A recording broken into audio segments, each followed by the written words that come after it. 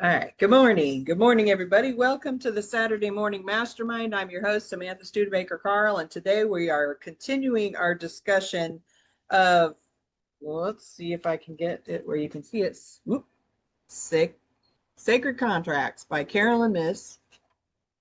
My background on it wants to make things disappear that are not a person. So, uh, Sacred Contracts by Caroline Myss, and we are in chapter 3, which is titled The Stages of a Sacred Contract, and we are on stage 5, that is surrender.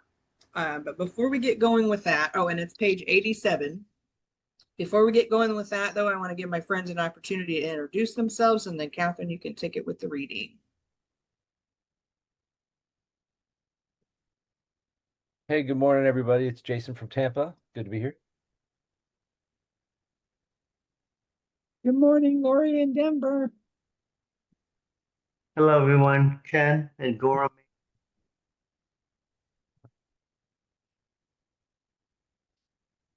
Good morning, everyone. It's Catherine Clement. Can you hear me okay? Yes. Yes. Okay, good. This is a different headset, so I just wanted to make sure it was coming through. All right, number 5, surrender. You are given ongoing tests that would ask the question, which world will you choose to follow, that of the divine or that of the earth? Abraham's son Isaac meant everything to him. Yet when God told Abraham to sacrifice the boy, he set out to do what he was asked. Although the command was the most difficult order of his life and clearly seemed to go against his best interests, Abraham chose to follow the voice of the divine. Abraham's response is indicative of the faith you need to have that your contract will never ask more of you than you are able to give. You will never finish the process of choice and surrender until you have surrendered all to the will of the divine. Just when you feel you've reached your limits, you are pushed further. Perhaps your career or a relationship seems to decline faster, for instance, the harder you try to revive it. Then maybe you decide to let God take over your life's direction, come what may, and it takes off, but in an unexpected direction. Or perhaps you feel an inner urging to try a more creative line of work that is financially risky, but could repay you with a deeper sense of fulfillment. Should you follow your intuition? Perhaps you feel drawn to include more spiritual activity in your daily life, even as your rational mind is saying that you should be putting in more time at work, earning more money, laying away a retirement nest egg. This is where you need to combine intuition and intellect and use a symbolic perspective of your internal and external urgings so that you can discern the voice of the divine within. We'll talk more about how to develop your symbolic sight in later chapters.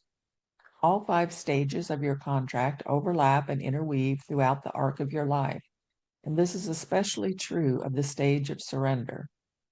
Abraham surrendered to God's will when he followed his voice and left home at an advanced age. He continued to surrender as the voice of the divine within led him through Egypt into Canaan when he had to lead an army to escape or to rescue his brother Lot from captivity and invading forces, and when his rational mind told him that it was impossible for him at 100 and Sarah at 90 to have a child. The order to sacrifice his son was perhaps his greatest act of surrender in response to his toughest challenge. As we continue to examine how these 5 stages unfolded in the lives of the great spiritual leaders, Jesus, Muhammad, and Buddha, please look for ways in which the stages apply to your own life.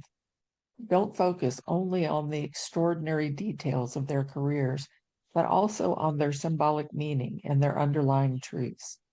For one extraordinary paradox lies at the heart of each of their histories, although they were uncertain of their sacred contract at key points along the way, and sometimes questioned or even asked to be released from it. They nonetheless surrendered to divine will at each of those points. Jesus' contract. The entire life of Jesus can be interpreted as an unfolding of his sacred contract and his continual surrender to it. But I'll limit the discussion to 4 Hey, of the most. Catherine. Yes. This section is pretty long. How about we kind of instead of going forward into Jesus contract, as we kind of do a review of the 5 stages and then kind of sum up that before we go into the individuals contracts, because all of them are pretty long, it looks like. Okay. That sound okay with everybody? Yep. Okay, cool. Cool. All right, so we had 5 different contracts, this last one being surrender. And let me just say the first one on here. Okay, so she says there's 5 stages. The first stage is contact. A moment of connection occurs between you and the divine. The second one is heeding the call. Having been awakened, you apply new wisdom to your life at hand. Number 3 is renaming. You choose a new name or role with spiritual guidance. Number 4 is assignments. Throughout life, you encounter extraordinary opportunities and challenges that require continual transitions and adjustments. And 5, you surrender. You are given ongoing tests that ask the question, which world will you choose to follow? That of the divine or that of the earth? Anybody have any thoughts on those 5 before we go forward and see how they play out in the contracts with individuals? I'll just say, I had no idea that's what we were talking about. I mean, What? I had no idea. I mean, I didn't realize that these were stages that we were going through. So thank you for, bringing that up and rehashing them so I can Cool. understand it. Cool. I needed the reminders. Yeah, I kind of thought that because we've spread them out over a few different weeks. So yeah, and I know that she's talked a lot about Abraham and the things that he went through and his different stages of the contract. I feel like for me, it's kind of been like a up and down process throughout my life. Is sometimes I will be feeling like I'm very connected to the divine and it's easy. And then other times of my life where I am really struggling with this concept of this last part, which world will you choose to follow, that of the divine or that of the earth? Like I feel like I struggle with recognizing what the spiritual side might be at a point in time in my life, and also feeling the weight of responsibility of the future for the family, for the business, for my employees, for the kids, the grandchildren, all of those kinds of things.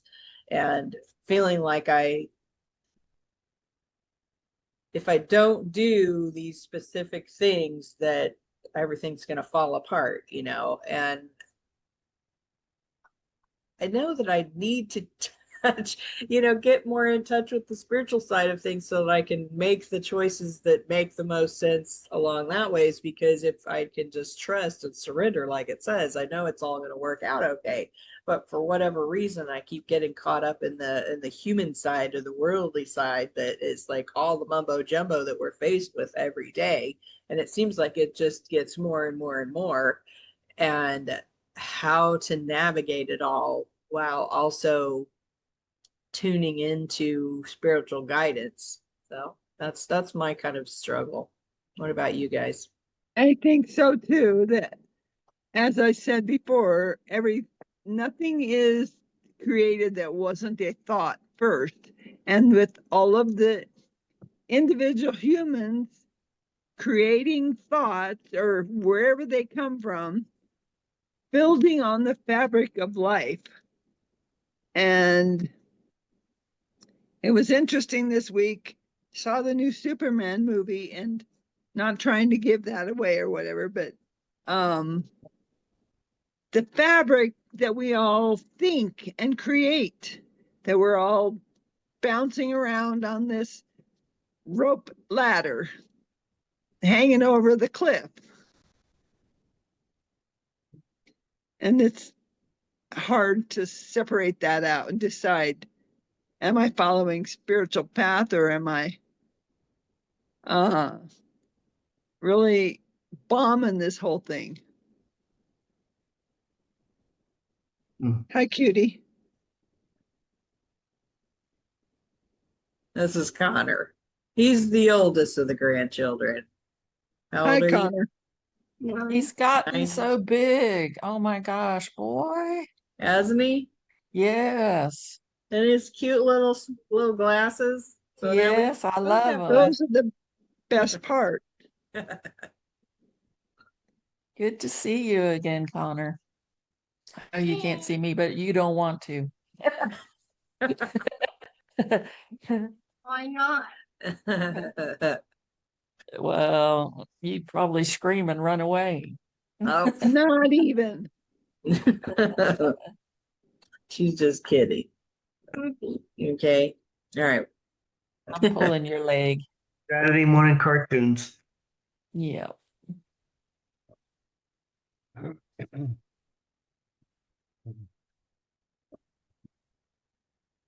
So anyway, in my little pocket universe is a new phrase I learned this week from the Superman movie, and wondering what kind of effect I'm having on my own life, on everyone.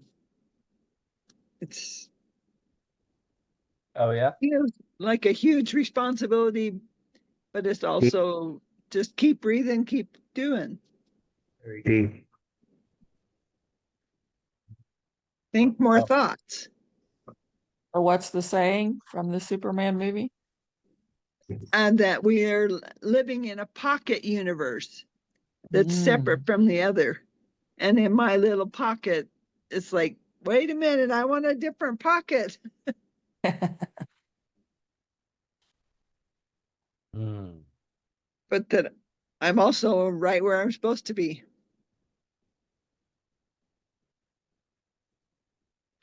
Yeah. Yeah, I think we all are, whether we like it or not. I know I got pushed back into surrender yesterday after seeing my specialist on What's going on? the CRPS. He thinks it's the CRPS that's causing my bones to disintegrate, and it's happening at such a fast rate that I'm essentially being forced towards taking medicines that I don't want to take. And if I don't take them, I'm going to wind up on my back in bed miserable. So I'm going to have to surrender to it at some point, but I'm still fighting right now. So Keep fighting. only because the side effects are so severe. And, but, I was thinking about it last night. At least in my situation, I'm not saying this for everybody, but in my situation with everything going on, if I do have the bad side effects, then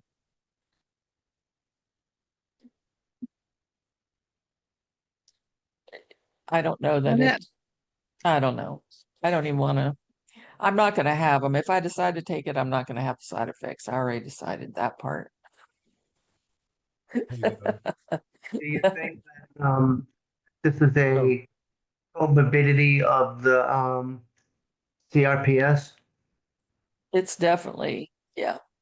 So we have 13 systems in our body, and I just looked it up, and osteoporosis is one of them. Sorry, Catherine. I'm really sorry. I mean, we can't do the surgery because the surgery is not going to help. It's going to put me at risk for sending the CRPS to my throat, which I definitely don't want because I'd have a feeding tube and stuff. And Yep. if it's a CRPS causing it, the surgery is not going to do shit, because it's a CRPS causing it. So the only say that again, sorry. It's part of the autodystonia, the of the autonomic nervous system. So, Yeah. Yeah. have you noticed any issue with your swallowing? Yes. Okay, I just um, doggone it. Yeah, it's the gift that keeps on giving. Probably give you increase the density of your bones is what I'm thinking. That's what that's what he says. He says we have to increase the density of your bones, and the only way we can do that is through medication. And we talked about several medications and which ones would have the best or worst effects and all of that kind of stuff, you know. Um, I told him I'm trying to do it naturally. He congratulated me for that, but he said in my case, it's the CRPS is moving, it's breaking my bones down so fast that that's what's causing my parathyroid hormone or parathyroid gland to become hyperactive because it's trying to help control the calcium that's being released from my bones breaking down. So, Mhm. you know, it's kind of like with your surgery. You got to take the chance and come what may. You know, you got to see where the next part brings you. So, but surrenders, you know, I mean, I'm used to surrendering. It doesn't mean I like it though. Yeah, like for me, all of the things I have going on, Catherine's been out there trailblazing. And you give me all of the good stuff. I've got the wand, I got the mat, and I've benefited from your misery, and I feel bad in some ways, but I love you. I love you too, honey. I'm glad you benefited from them. Keep benefiting. Wand is still hanging around. Well, hanging around is not where the wand belongs. You're supposed to use it. I wanded my water before we started this today, every day. Good for Um, you, honey. All right, I've been reprimanded. Okay, all right. I'm not reprimanding you. I'm just saying it's not going to help anything if it's just sitting on the shelf. Doggone it. Thank you, and I appreciate the reminder. And I mean that. And it's also on the list of, I have spent 32 years so far trying this and that and the other thing, trying to do it the natural way, the healthier way, and avoiding the medications because I never got a big old long list of, well, you may have this and that and the other. And well, I'd rather have the original problem than have all those side effects. So I don't have the answers. I'm just saying you got to go with the flow and Well, come what may. we need answers. We go to Jason. Uh, and I mean that. He's our guru.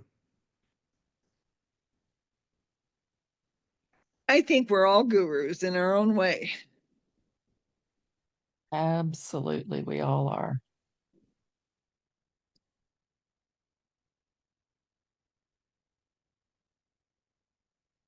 So I don't know if you should finish what you were reading there, Catherine, or I don't know either.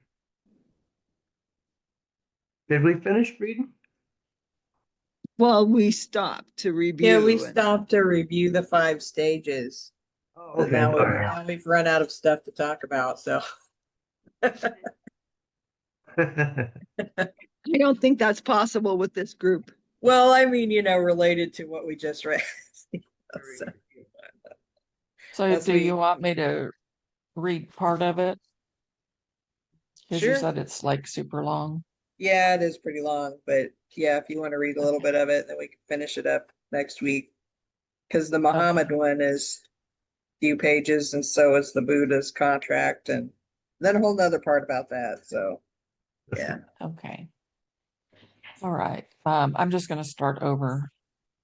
Jesus's contract. The entire life of Jesus can be interpreted as an unfolding of his sacred contract and his continual surrender to it. But I'll limit the discussion to 4 of the most significant events of his life: his baptism and enlightenment, his 40-day fast in the desert, his experience in the Garden of Gethsemane, and the crucifixion. The Synoptic Gospels all record the baptism of Jesus by John the Baptist. The Gospel of Mark itself begins with an account of this seminal event.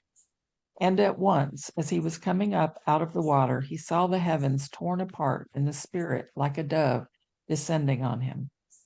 This, the oldest of the 4 gospel traditions, gives the clearest description of a classic enlightenment experience. Luke gives a similar description, places the opening just after his baptism, while Jesus was at prayer. A voice is heard saying, quote, "You are my son, the beloved. My favor rests on you." Quote, unquote, whatever. This ritual marks the initiation of Jesus, an act of public revelation of archetypal proportions representing that Jesus had attained a degree of enlightenment that earned him direct contact with the divine. It was the first stage of his sacred contract, initiating contact between Jesus and the divine, whom he called Father or Abba, a word that translates more accurately as Daddy. The act of baptism is also an archetypal ritual suggesting the full acceptance of the life one has been given to live. In Jesus' case, the baptism shows the mediation of another spiritual master in the person of John, helping Jesus attain enlightenment. After his baptism, Jesus was recognized as a master and was called that throughout the rest of his life. His soul had been anointed and its power awakened. Immediately following his initiation, Jesus went into the desert for a 40-day fast to deepen the insights and level of commitment following enlightenment. Yet there he met the devil, who tempted Jesus to sell his spiritual birthright for 3 different escalating levels of ego aggrandizement. The devil waited until Jesus was at his physically weakest point from lack of food, then suggested that he use his advanced spiritual powers to satisfy his hunger and material desires. Jesus, of course, refused all worldly goods, a profound act and response to his first major spiritual challenge. Each one of us will encounter such challenges in the form of temptations again and again, and we should not expect them to appear only once in our lives. Every time we enter a new sphere of power, which can include obtaining more money, earning more university degrees, or, as with Jesus, attaining a higher level of spiritual insight, we are given a test to see how we will manage the influx of yet another level of earthly power into our lives. Power as such is not a negative energy, but the question is always, how will we use that energy? Having emerged victorious from his war against the delusions of the ego, Jesus began his public ministry introducing a new spiritual paradigm every bit as important as that initiated by Abraham almost 2,000 years earlier. We can't fully appreciate Jesus' new paradigm without an understanding of the geographic and historical world into which he was born, a world characterized by declining economic stability and increasing psychological stress brought on by the Roman occupation of Judea. Taxation and debt were forcing Jews who had held their land for many generations to give it up to meet their tax burdens.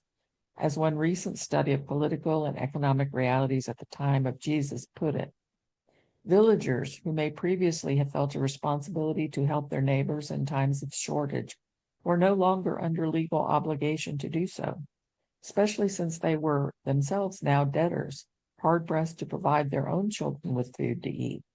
Local feuds, which could have been easily resolved in normal times, now often erupted into insults, fistfights, and family feuds. Land or goods taken as loan collateral that should have been returned to the original owners by the law of the sabbatical year now became the big city creditors' permanent property. The simple fact was that the people of Israel were badly divided.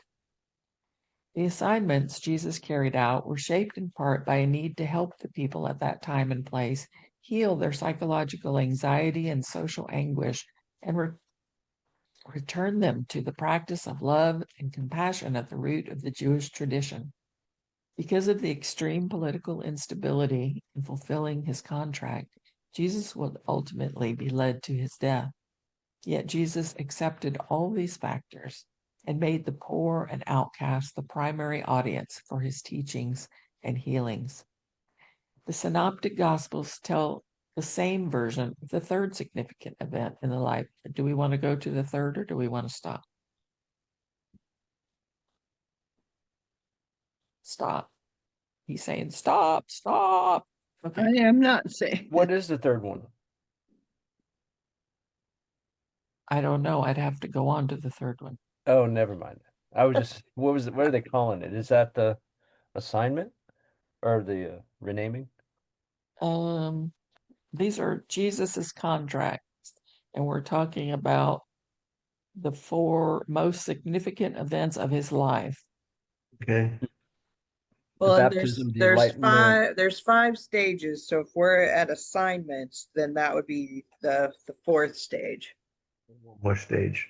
So I mean, do we have something to talk about with what we've read so far of his experience? Yeah, I think so. Okay, well we can stop here then. All right. Yeah, we can I've got stop there. I was just a wondering where we slew of were. children coming in here, so I'll be distracted for a minute. You got to lean way in here, Bailey. There you are. You just appear out of nowhere. Hold on, let me change. I'll turn my background off so you guys can see. Can you see Chi-Chi? So Right. just thinking like with how Jesus must have felt kind of like what you felt, Lori, like you're feeling in that it's like there's so much to do. Where do you start kind of thing? He could have Yeah. done, and he had to kind of focus on just like a certain area rather than, I mean, he probably felt like he could had such a burden and could have, done an infinite number of things, but then just had to focus on one thing and probably was, how did he ever not get completely too frustrated with all of us just to give up and say, never mind. I'm done with those books. Wow. Yeah.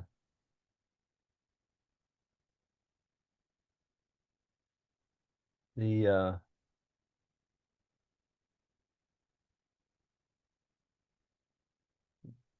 where was his renaming part? Was that his baptism or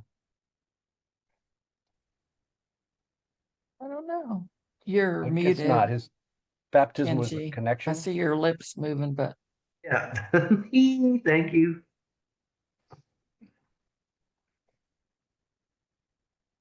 I think the baptism was the connection part.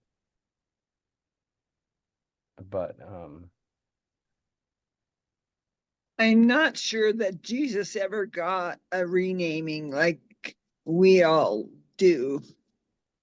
yeah, I was trying to think back. I don't think he did either. I don't think he was born one name and got a new one. There's a But little I could be part. wrong because I don't, that's not my The only know. thing I'm seeing now, I'm not rereading the whole thing, but it says after his baptism, Jesus was recognized as a master and was called that throughout the rest of his life. But I don't know if that's necessarily a naming.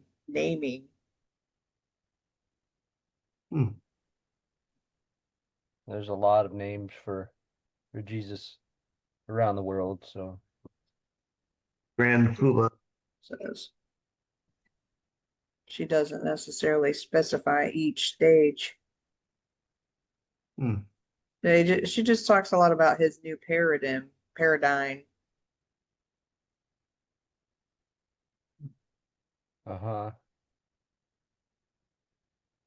Maybe she's talking about all the different stages within each other.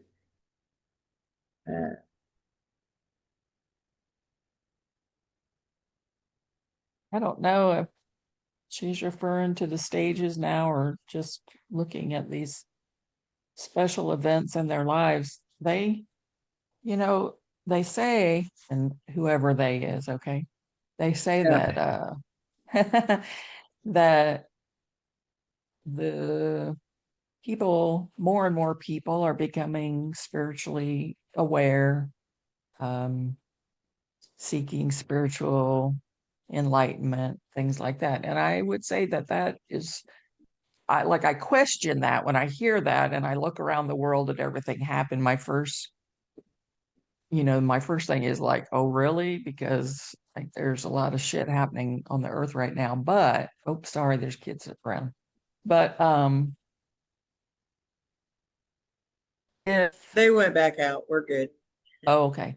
If what they say, about like when I read about these spiritual quote masters and the events that they have that make them that, and I mean, I know a lot of people that have spiritual interactions on a daily basis. So back in the day, I mean, what would they have considered? In other words, I just think I don't call myself enlightened just because I have contact with the spiritual world every day. But back in the day, evidently they did. If you had some kind of spiritual connection, you were grand poobah, like Kenji said, like it was a big deal back then. But I know a lot of people that are connected to the divine. So we really must be making progress in some kind of way because there's a lot of people on the planet that have interactions that back in the day would have set them aside as a master. Well, and I kind of wonder also if back in those days, eh, people were afraid to come forward if they did have, because of the political times and everything that Jesus went through. Even if there was someone else who was having similar connections with the spiritual side, they may not have come forward. They may have just kind of stayed off in their own little corner and didn't want to, stir the pot, if you will. But yet, they may have been struggling with this whole concept of, are we following the human world, or are we going to follow our spiritual path? And of course, Jesus, he chose to follow the spiritual path and listen to the divine. And even the 45-day fast, I can't even imagine doing a 45-day fast. But if he was doing that to try and even deepen his connection, and yet the majority of the population, if what she's talking about is accurate, is that we're all faced with these things, and that but most of us aren't following that spiritual path, or if we are, we're not doing it to the high level that like Jesus and Buddha and Gandhi and Mother Teresa and all of those people who really went and took it to the absolute, I don't want to say extreme because it's not extreme, but they just were as straight and narrow on the path as one could see from the outside, um, following that path versus following the worldly path, which most of us are following the worldly path. And then I think that over the centuries, it's become more okay to follow the spiritual path.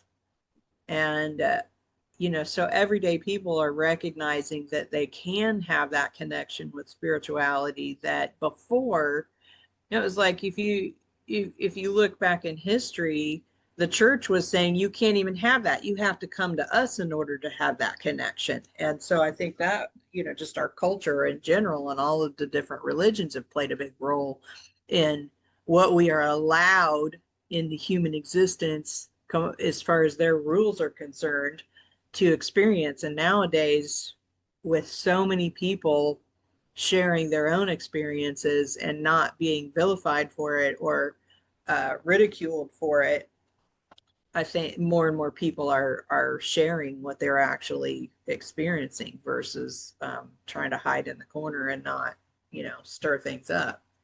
That's my thoughts on it. Exactly, because each of us with our own authenticity.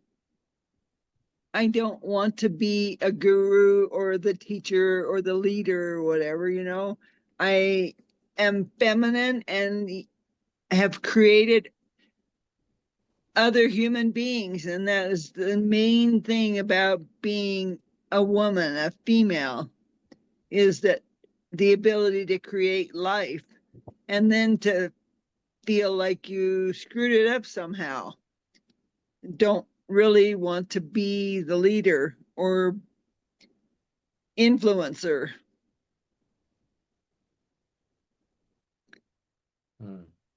For fear of the ridicule and the criticism and the rejection and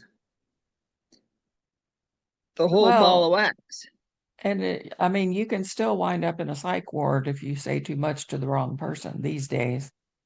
Yeah. I mean, that one of the things that my friends who have these experiences, one of the things that we talk about is that, thank God I have someone to talk to about this, because I can't, I can't talk to 99.9% of the people in my life about this. Can't talk to my therapist about it. Got an alarm going off. And we can talk to them, but the side effects are too great. You just don't want the response and the reaction. And so we just don't. Mm.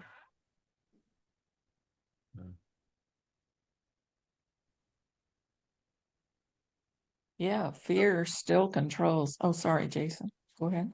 No, go ahead. Please. Well, fear still controls most people. Jesus was very courageous to stand up against everything that he stood up against. And most of us don't have that much courage. Not me. That's why I find it interesting that in Abraham's time, God asked him to sacrifice his only son and then when Abraham went to do so, he stopped him, or the angel stopped him, and then God said, "You have shown that you feared me, and that and that you're a true believer or whatever, and that that you fear me." And then, but then that there's this switch with when God has sent his only son, that it's all about doing it um, from the aspect of love, that um,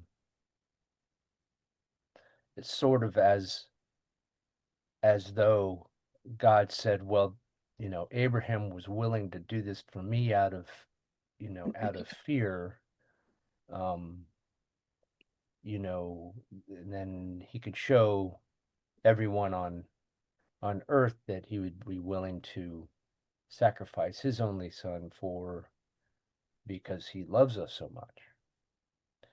Not because he would fear what we do, but because he cares so much, and then to show his love and to give us, I guess, give us some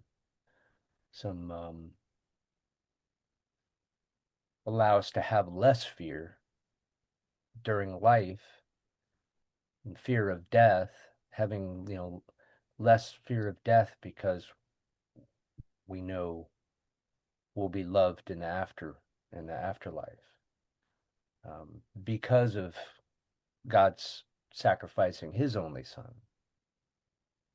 So just the change from being fear being the motivator to love being the motivator was really what I was getting at. Exactly. And how the word fear, when you're referring to the divine, is different than the fear that we all experience, that what's going to happen and how is that going to work out. And it's a different kind of fear. So it changes from being afraid to being loved. Well, even with my strong connection and, proof after proof after proof, if God told me to kill my son, I'd be like, oh, hell no.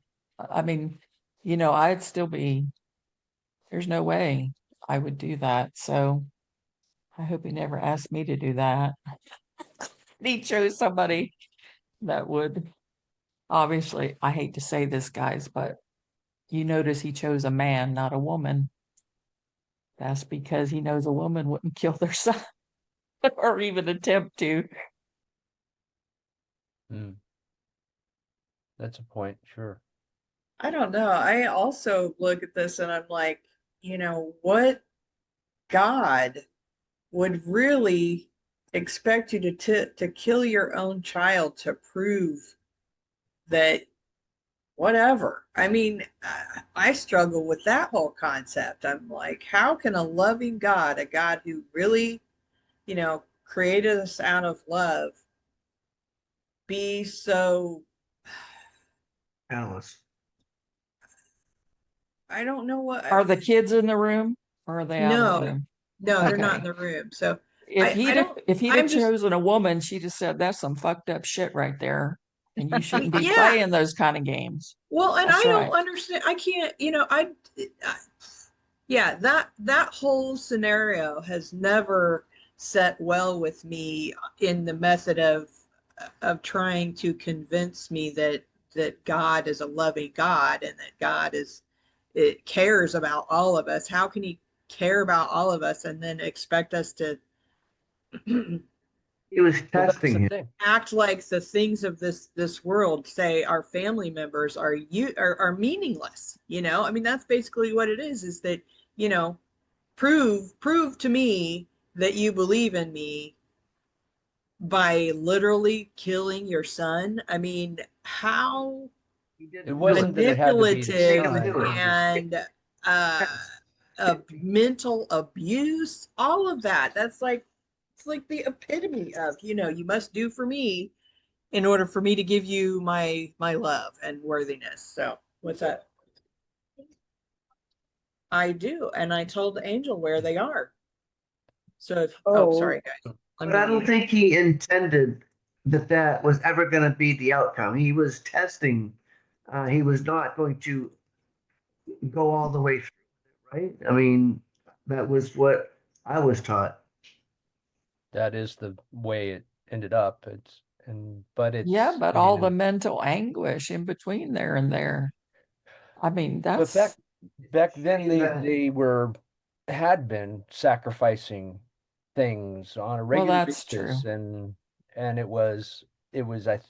I believe it was more about sacrificing the thing that was meant the most to Abraham, that his most, Right.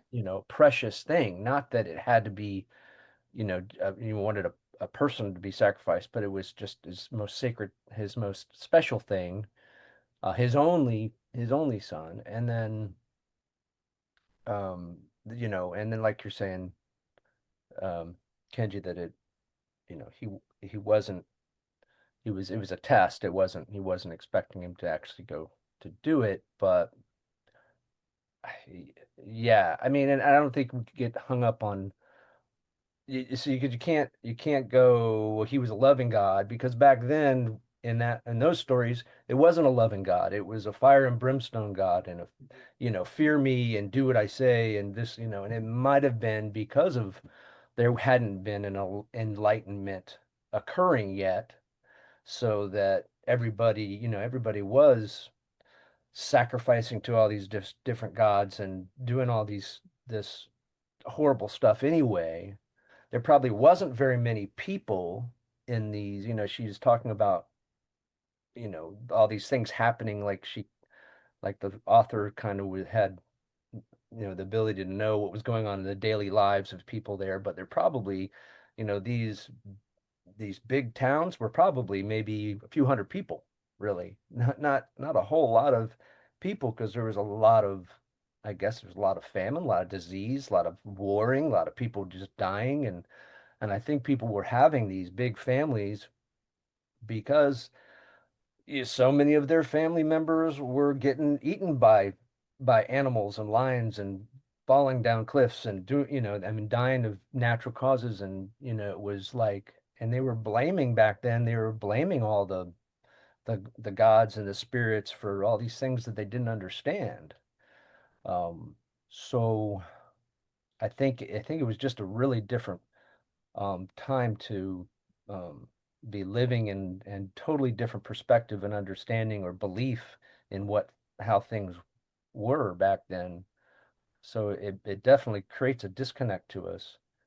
Um, and but I get what you're saying, Samantha, as far as like how do you reconcile the loving aspect with the expecting to murder your family members. It's just there's a lot to consider, I guess, um, all around that. Well, in the fact that as the feminine life creating being, to have made choices and made mistakes that totally disrupted, it was as if I was sacrificing my kids for my ego and my emotions. Hmm. Well, and if this story in the Bible about Abraham had, and God telling him to sacrifice his firstborn son is uh, a figurative story or a fable type of story to teach a lesson, then sure, if we're talking symbolically, yeah, I can completely recognize all that. But if he's like literally telling him to kill his son, I don't see how that, that just seems like a dictator, you know, follow me, prove you're following me, and if you're not doing it, you're not gonna be in my favor anymore. I'm not gonna take care of you anymore unless you do this thing to prove to me how loyal you are. I mean, that just seems like, well, okay, Hitler, you know? So that's my thought process on it. But if it is a symbolic Yeah. story of sacrificing the things that, you think are most important to you on this worldly plane and, or not even sacrificing, it's more of recognizing the path of spiritual, uh, just versus following the human path and knowing that God's going to take care of you one way or another. I understand that symbolically, and if that's what it is, then that's what it is. But if it's literal, it makes no sense to me because that's a human thing. That doesn't feel like a spiritual thing when you're saying, literally destroy something in order to prove yourself.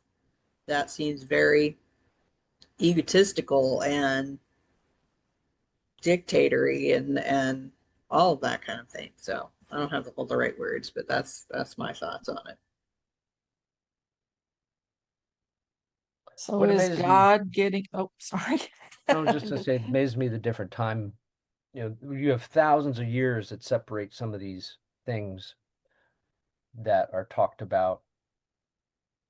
So that's all I was going to say.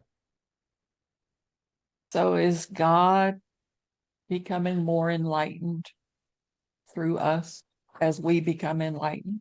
Maybe God was a vengeful God back then, and now maybe because so many people are improving, if you want to say, like maybe God is too. Who knows? Hey, I got to jump off of here, guys, because I do have something I got to get to. But have an awesome week. And Samantha, I need to catch you up on some stuff when you have time. Okay? Oh, Love you guys. Love you all. Thank you, Have a Catherine. great day. I did just have another thought when you said that though, Catherine. If you have just a second longer, I know you've got to go, but I was just reminded of being a parent. We have all this love for our children, and when they are little and we're trying to provide them with all the most wonderful things and give them things that they'll enjoy and all of this, and they just want to fight you on all of it. So maybe when God created us all, he's like, I'm giving you this wonderful blah, blah, blah, and you're all being little shits. Stop it. So maybe that was what was going on at the time. But maybe he was angry. He was angry at them for not being the wonderful things that you're not doing what he created for them to be able to have and make into everything. And they're just going against all of it. And he's just an angry parent going, what the hell? What the hell? Having a bad day. Mm-hmm. Doesn't that make bad us millennium. good? Yeah, but then again, that's a human quality, right? The spiritual side from everything we've kind of learned over the years is that spiritual is more of an allower. I mean, it's just like, here's the everything I've given you. You do with it as you will. It's up to you. You make your own heaven. You make your own hell. You do it to yourself, which we see every day. We do it to ourselves, and God allows us to experience that in our own ways. But back then, like you said, maybe it was because he created everything and then he's angry that we didn't treat it in the way he expected us to. Or we're being, ungrateful little shits, So I know I am. love you, Well, Catherine. Have a good week. Bye, Maybe guys. we'll catch I up love you tomorrow. too. Yeah. Maybe See you hit next me up time. tomorrow if you have time, because Sunday and I should be able to do something. All right. Okay, cool. All right, see ya. All right, bye. Well, it's an interesting, that idea of him being, a as malevolent, God, or one that just loves us so much, or wants to prove a point, or get us to step in line. I mean, there's, um, I don't know, I don't know it.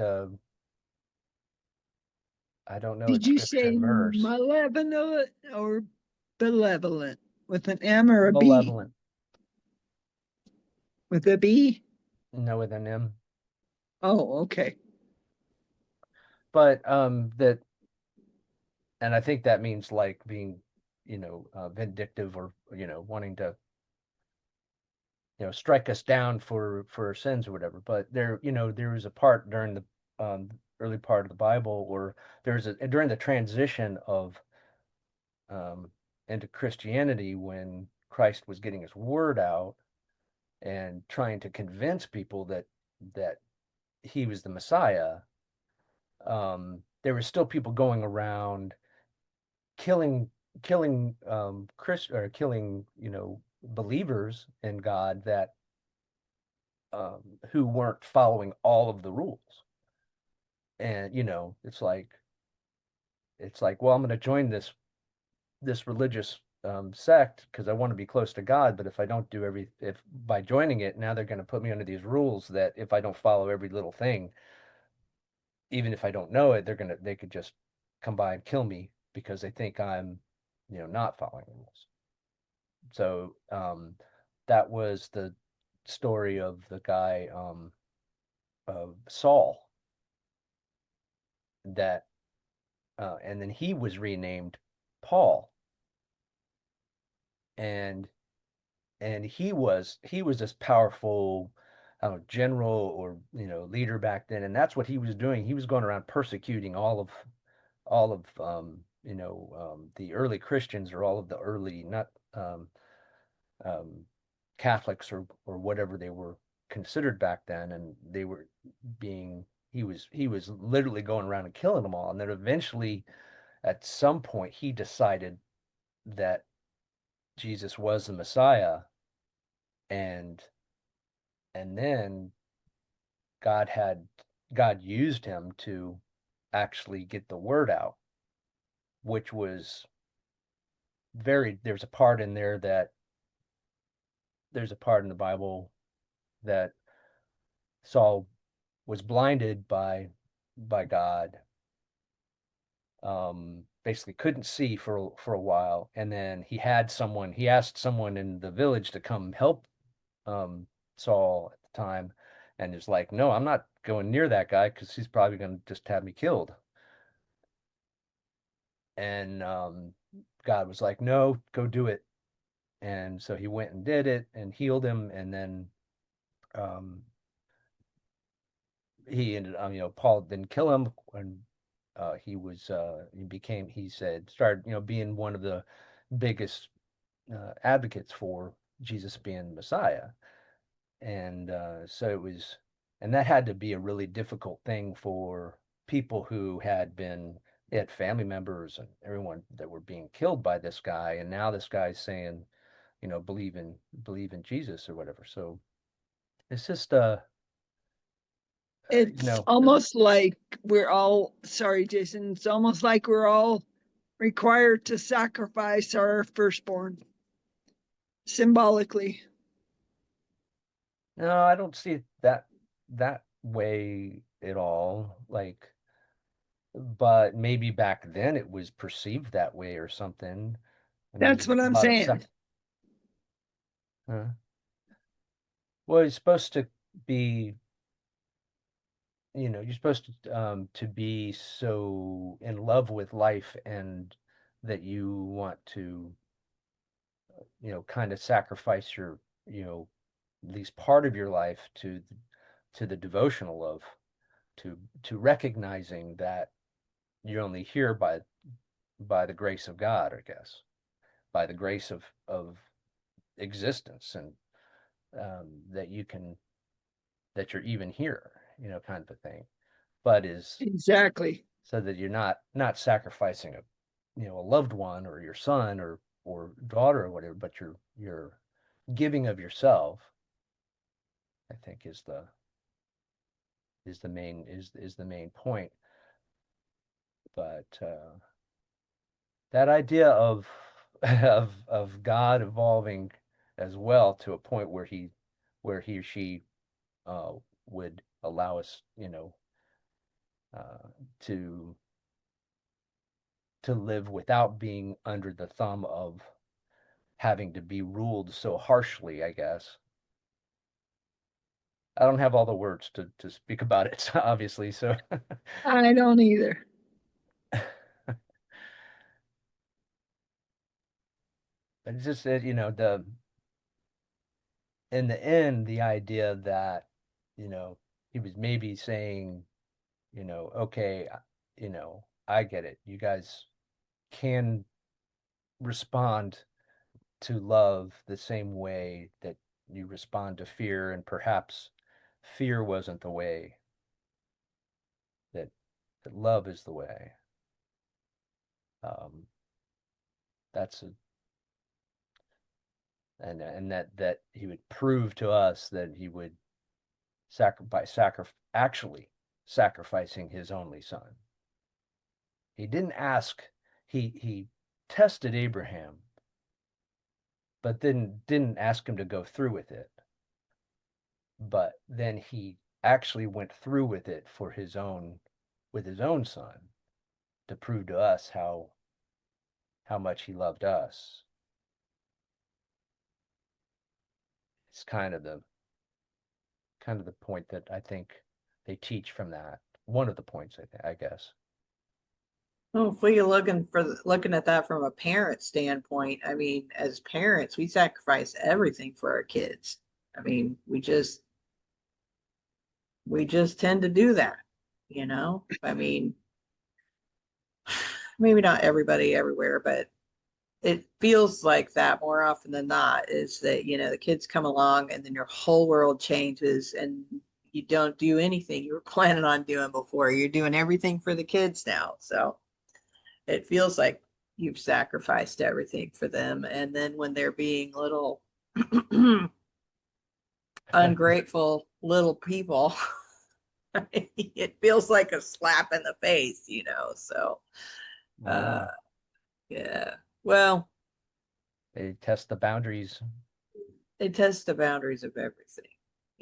So uh, I don't know. I don't- you love them, you Isn't can't help but love them, but at the same time, they isn't just, that the idea? We yeah, give them the free will, like we were yeah, given the free will.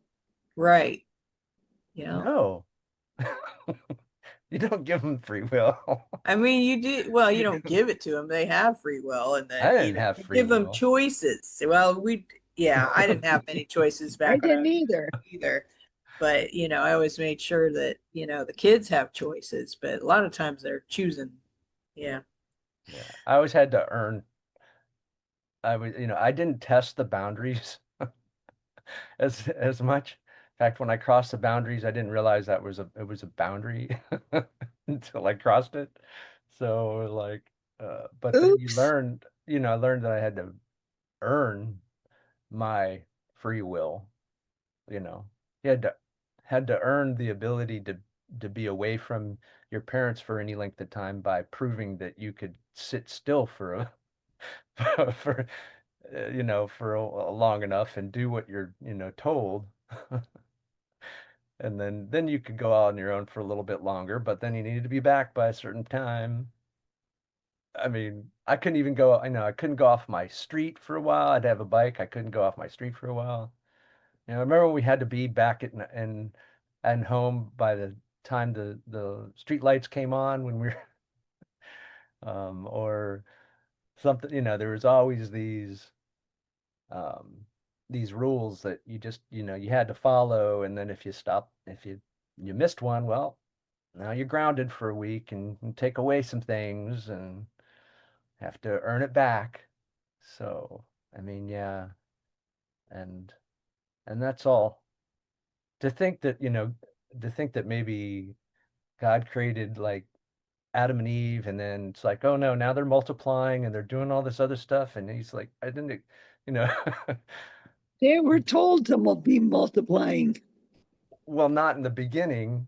It was right. I mean, in the beginning it was Adam and Eve, and then they had the sinning, and then it's like, okay, well, now instead of me creating new people, you're going to create the people and have to go through all of this, and you'll see what it's. Who knows? I mean, I don't know.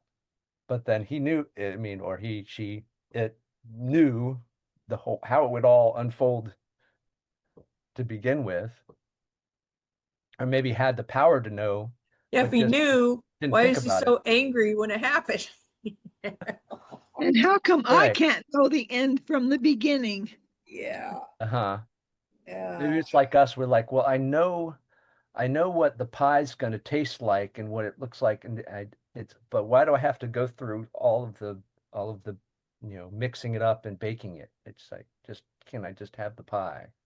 Instead of we forced him to like have to go through all the stuff to get to where he wanted us to be, I where guess. I don't we're know. just Maybe the enlightened. whole thing is it all goes back to the Adam and Eve time, and he said, don't eat from the fruit, the tree of knowledge. Was that what it was? Was the tree of knowledge? I think Um, Whatever. so. Yeah, don't eat from that. Just live in bliss. And, we didn't do that. We chose to eat from the tree, and the tree was all of this that's come after, all of this mumbo jumbo and the craziness and the insanity and da da da. Maybe the whole goal is that eventually we're supposed to get back to following the spiritual path and just allowing God to take care of us, like you said He was going to do, at the beginning. But we're the ones that chose to go down the hard way because we as humans always have to learn the hard way. What's that? and who here can say, Yeah, guarantee that it wouldn't have been worse if we hadn't gone that way? yeah. I mean, maybe. I mean, we don't know, but maybe. And that's kind of the thing, kind of piecing it all back together. I watched a show the other night about God, Jesus's kind of lost years. They were talking about the places that he traveled to with different people, and that was interesting because I mean, it doesn't talk a lot about his deeds and things, but then you start to see some of the other people that in around his area. Well, I mean, he did apparently some pretty extensive traveling, actually. So, um, but it's not like in the Bible, or it's not in our, the Bible we usually think of anyway. Um, but it's just it is interesting. I've got to jump off. So, Yeah. but I Okay. I can love you all. Have a great week. have a good week too. Sorry, guys. Thank you. Thank you. Bye. You too. Have a good day. See you next week. Take care.